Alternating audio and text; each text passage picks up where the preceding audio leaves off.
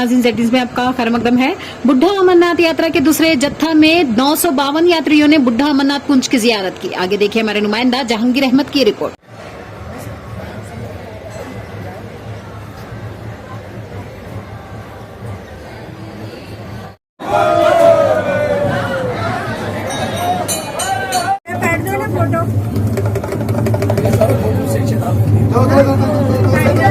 वो आपकी गाड़ी जा रही है, जल्दी करो। नहीं जा रही है।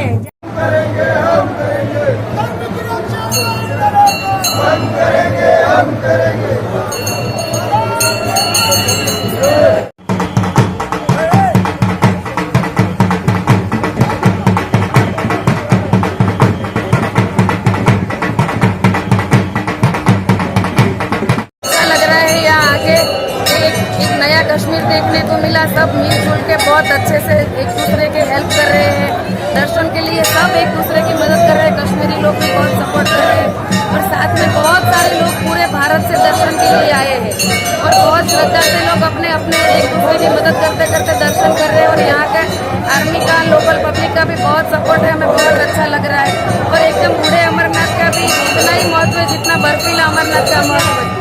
भारत का सबसे पुराना मंदिर है। यहाँ हर एक भारतीय को आना चाहिए अपने परिवार के साथ दर्शन करने के लिए।